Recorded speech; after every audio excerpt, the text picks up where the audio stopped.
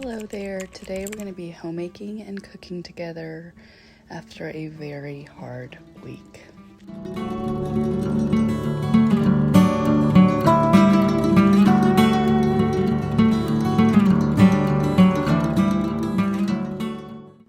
I don't know about you guys, but one of the places I always start with whenever I'm planning to do a cleaning day, I always start with my kitchen.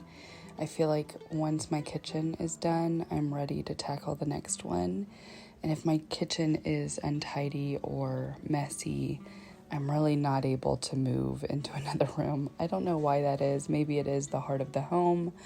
But yes, here I am starting off with loading up the dishwasher and getting it going so that I can then move on to the next task.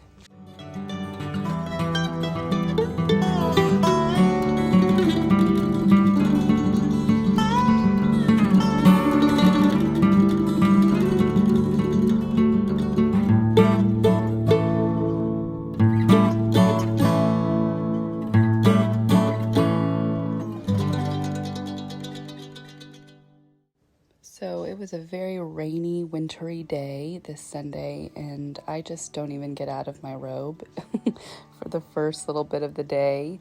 And I just thought I would share that because I feel like sometimes I watch homemaking videos and, everyone's always done up and ready to go. And some days the only thing I can do is to actually clean, and getting myself all ready is just not the top priority this morning.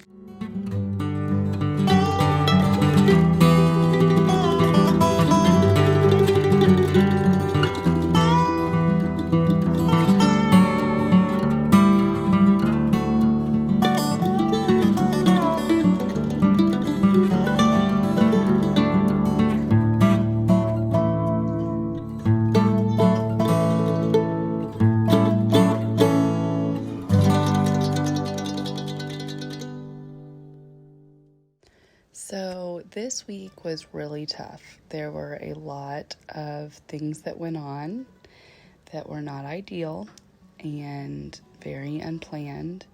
And I felt like basically from Monday until Thursday, I was cortisol dumping every day with a new issue of different things and sickness, and then we had a big injury happen for one of my kiddos. And, it's one of those things where your adrenaline kind of kicks in and you're ready to tackle whatever you need to get done. But then as you come down from that, I feel like I just kind of got back into, trying to figure out, okay, I got to get back into the swing of things. Life has to continue, and I need to get ready for the week ahead.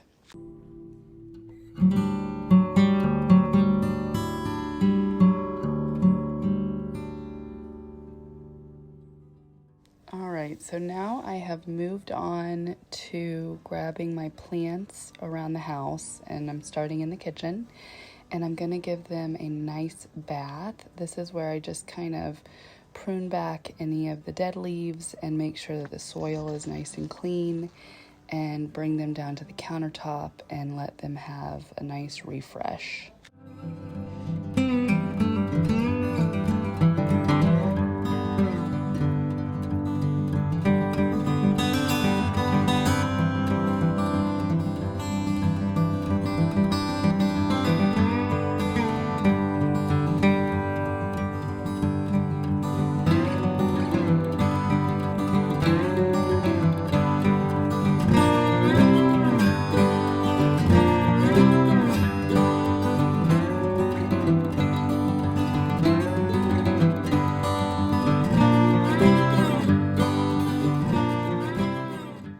Weeks like these, I am reminded that I am not in control.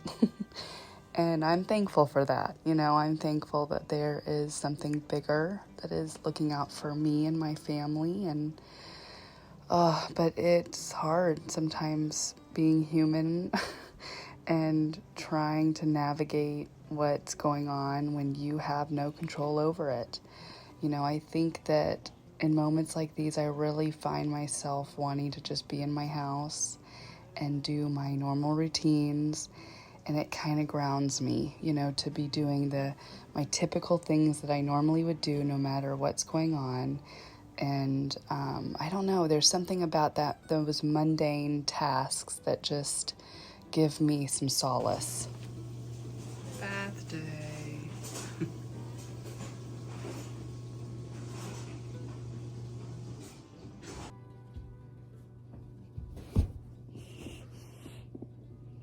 Yeah. Do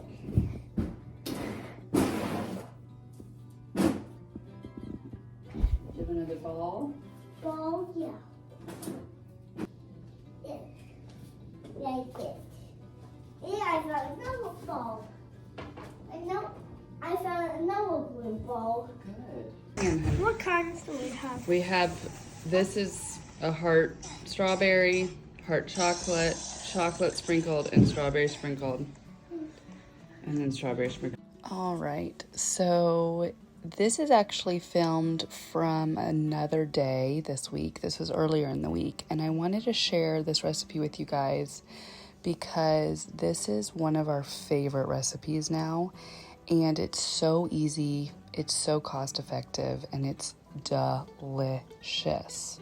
So this is one of those recipes where you probably have all of the ingredients in your pantry or in your fridge, and you just dump it all into the crock pot and forget about it for the whole day.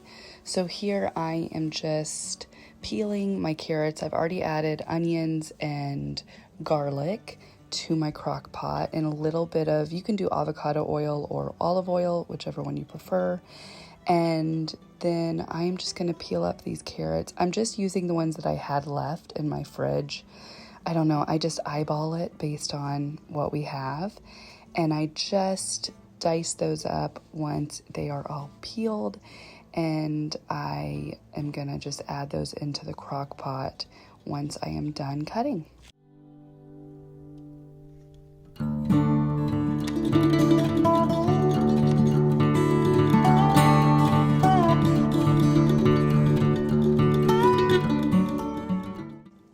So I've got my raw chicken breast, and I've got 2 tablespoons of butter, some salt and pepper, and a can of cream of chicken soup. And I'm just going to leave that in the crock pot on low for 8 to 10 hours, whatever you want to do. And then this is way later. This is like right before I want to serve dinner. And I am getting some wild rice going in the rice cooker. I always like to light a candle. I've always done this. I don't know, it makes me feel really cozy. So I like to do that. And I'm just using rice-a-roni. It's my favorite wild rice blend. I've tried a lot of different ones. It is my favorite. And I'm just adding that into the rice cooker. And while that is cooking, my chicken needs to be prepped to put into the oven. So I will share that with you in just a minute.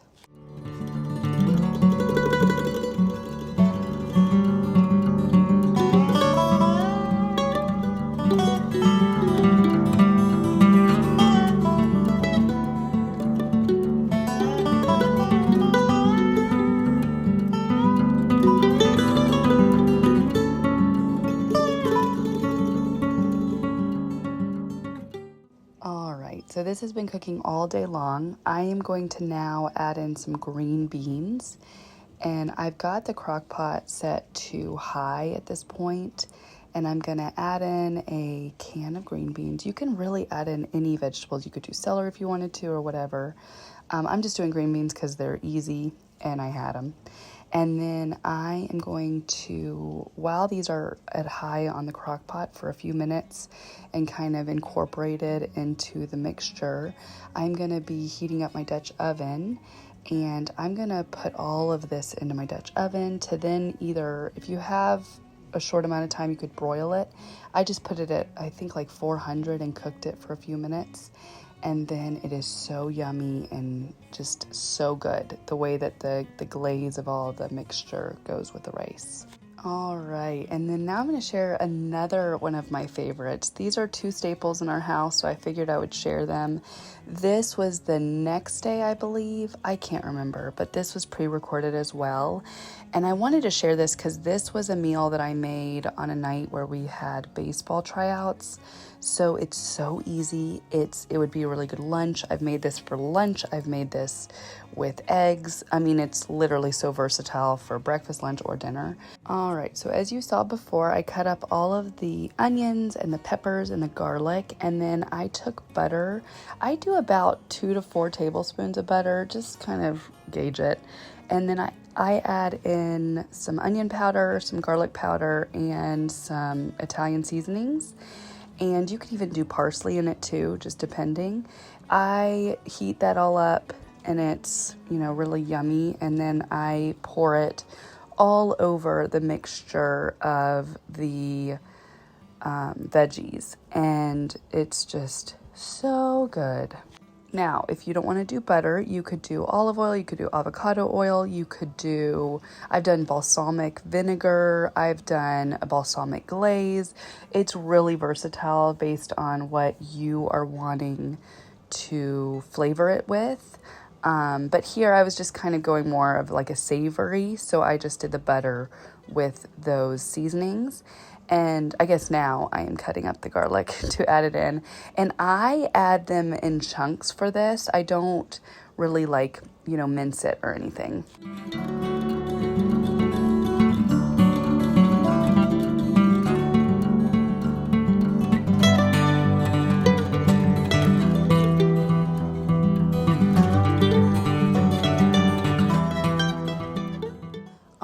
So I take a sheet pan and I pour all of the veggies and then some sausage on top. You can do keilbasa, you can do smoked sausage, whatever you want to do. I like to slice it up and then put it with the veggies, and I like the sausage thinly sliced because it crisps up so nicely. And then this way I'm kind of massaging the sausage in with that blend so that you kind of get that all of that butter and seasonings. And then I am going to wipe off my hands and clean them. And then here's the sheet pan. So super easy, 1 sheet meal, so yummy. Goes in the oven at 400 and kind of gauge depending on your oven, but I kind of toss it every once in a while if I need to. This night I kind of put it in and just forgot about it, honestly. And then I usually set my timer for about 20 to 25 minutes and voila, it's done. It's so yummy. This is just such a cost-effective, quick meal for your family on nights that you just don't have time to cook, And I like to pair it with some stone ground mustard. All right, that's about it. I thought I would share those little, recipes with you guys. I had plans for another video this week, but just with everything that happened, I really just needed to do an easy, breezy video. I'm so glad you're here, and thank you so much for spending your Monday with me. Love your faces.